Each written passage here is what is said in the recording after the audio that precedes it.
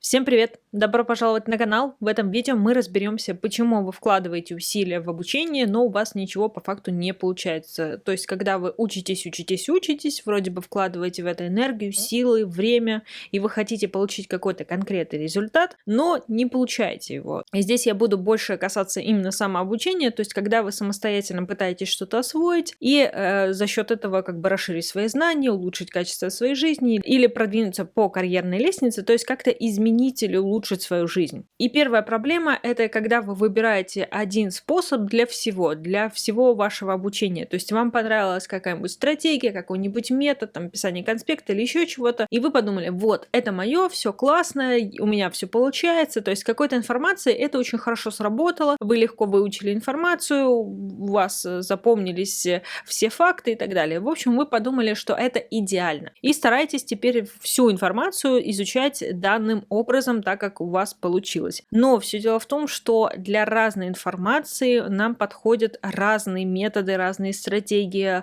разные направления и так далее. То есть нет одного универсального способа, его не существует. Поэтому есть так много различных рекомендаций, так много различных способов ведения конспекта, чтения учебников и так далее. Соответственно, если вы выбираете один способ для всего, то это провальная стратегия. Вторая проблема кроется в том, что мы постоянно откладываем самопроверку. То есть в целом мы все понимаем, что себя нужно проверять, что себя нужно тестировать, что себя нужно спрашивать, что все время нужно проверять свои знания. Но это так дискомфортно, это так, в общем, не хочется это делать, потому что это неприятненько, это стресс, потому что могут вылезти какие-то недочеты, ваши какие-то слабые места и так далее. Никто этого не хочет по-настоящему. И мы как бы сознательно или подсознательно все время это откладываем. То есть мы вроде как запланировали себе, что вот да, нужно пройти какое-нибудь тестирование, нужно, в общем, как-то себя проверить, но как-нибудь потом.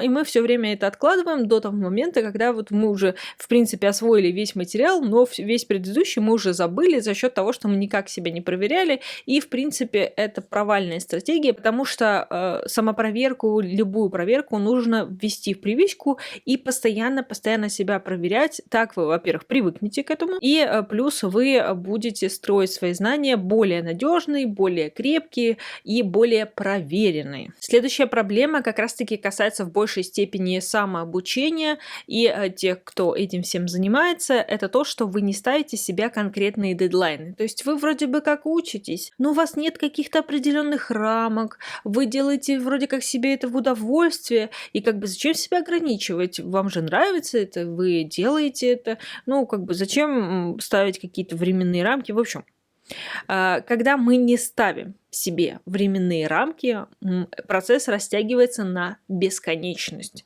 Все конкретные цели, дедлайны, определение того, что вот я прочитаю эту главу за сегодня-завтра и так далее, они все помогают нам сконцентрироваться, они все помогают нам лучше поглощать информацию. Потому что когда вы в расслабленном графике, когда у вас нету каких-то четких границ, вы попросту тратите свое время. Четвертая причина – это когда вы выбираете всего один источник. То есть вам кажется, что вот этот же учебник классный, или эти лекции классные. Зачем я буду что-то еще искать, если вот они идеальны? Вот мне это нравится. Но если вы хотите по-настоящему что-то изучить, то есть погрузиться в ту тему, которую вы выбрали, то вам нужно обязательно как минимум 2, 3, а то и 4 источника. То есть вам нужно посмотреть с разных ракурсов. Ни один человек не может полностью рассказать обо всем источнике. Он в любом случае пропускает это через свои знания, через свой опыт и так далее. То есть какие-то моменты он упускает, какие-то больше акцентирует. Соответственно, вам нужно обязательно другую точку зрения почитать. Даже если это какая-то критика, это тоже очень полезно, потому что вы можете по-другому совершенно посмотреть на предмет и так далее. Пятая проблема – это вы заранее не придумали, как вы будете реализовать свои знания. Потому что я все время повторяю, что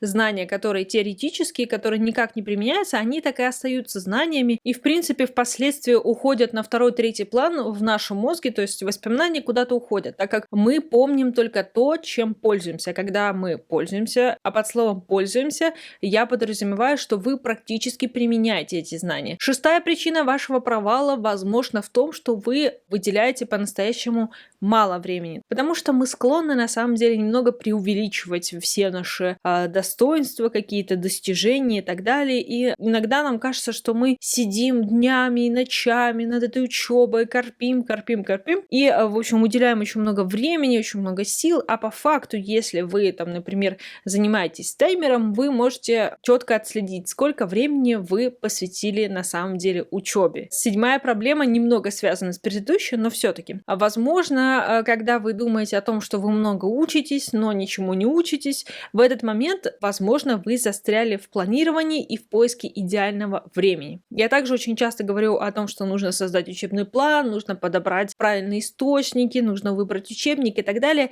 И иногда некоторые люди застряют на этом конкретном моменте, потому что создавать учебный план можно до бесконечности. То есть можно его шлифовать, дополнять, искать какие-то определенные источники, еще и еще, как бы продумывать, как будет лучше. И это не обучение, то есть кажется, что вы учитесь, потому что вы как бы контактируете с источниками, вы все равно что-то узнаете, что-то смотрите и так далее, но по факту вы ничего не учите. А также еще здесь есть проблема, когда вы ищете идеальное время, потому что нам все время кажется, что для учебы должно быть идеальная тишина, идеальное место, идеальное настроение, идеальная мотивация и так далее. Такое стечение обстоятельств крайне-крайне редко. И это больше отговорка. Восьмая причина — это то, что мы по факту не сконцентрированы, когда обучаемся. То есть в процессе обучения, когда вот мы вроде как сидим и учимся, у нас открыты учебники, у нас открыта лекция, вы вроде как погружены в этот весь процесс, вы там пишете конспект, но по факту, во-первых, ваши мысли постоянно летают где-то не там,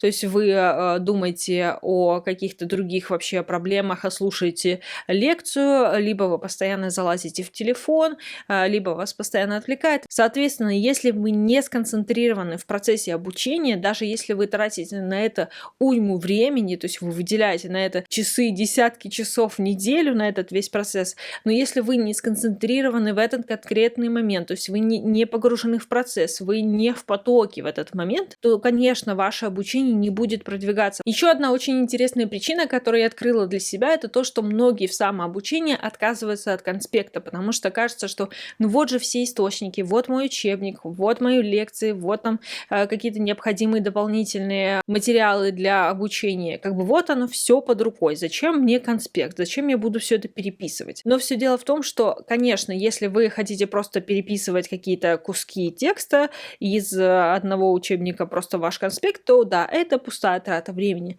Но если вы подходите к конспекту и конспектированию, к этому процессу более продуманно, то есть вы пишете свои мысли, вы размышляете, вы составляете новые связи и так далее. Это отдельный процесс обучения. То есть когда вы делитесь своими мыслями на бумаге с самим собой, это уже отдельный процесс критического мышления. Он очень важен в процессе обучения. То есть когда мы размышляем на бумаге, мы переносим туда все свои вот эти вот выводы какие-то, и вы гораздо быстрее доходите до понимания какой-то темы. Вы можете развить какую-то тему лучше. Также вы можете установить связи, которые вы не видели прежде, они внезапно приходят вам в голову. Соответственно, письмо — это тоже обучение, это тоже процесс, который важен в процессе получения знаний. И последняя причина, которая постигает очень многих, которые окунаются в процесс самообучения, потому что вначале это кажется чем-то очень веселым, это чем-то интересным, потому что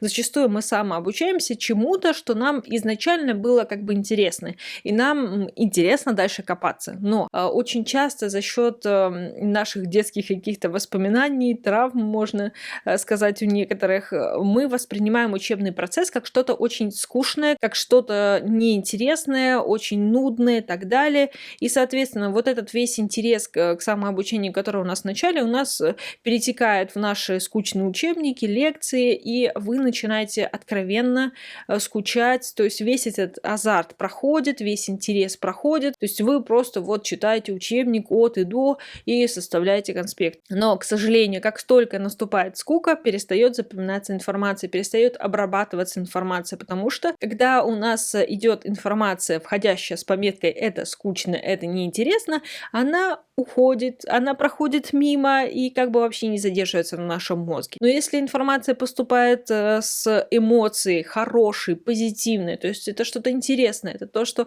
продвинет меня, это то, что улучшит мои знания и так далее, эта информация хорошенечко потихонечку обрабатывается, запоминается. Соответственно, следите за своими эмоциями, старайтесь делать процесс обучения все-таки интересным, захватывающим, и тогда вы точно будете проводить свое время не зря. Все, мои хорошие, на этом все. Подписывайтесь, ставьте лайк, до следующих видео. Пока-пока.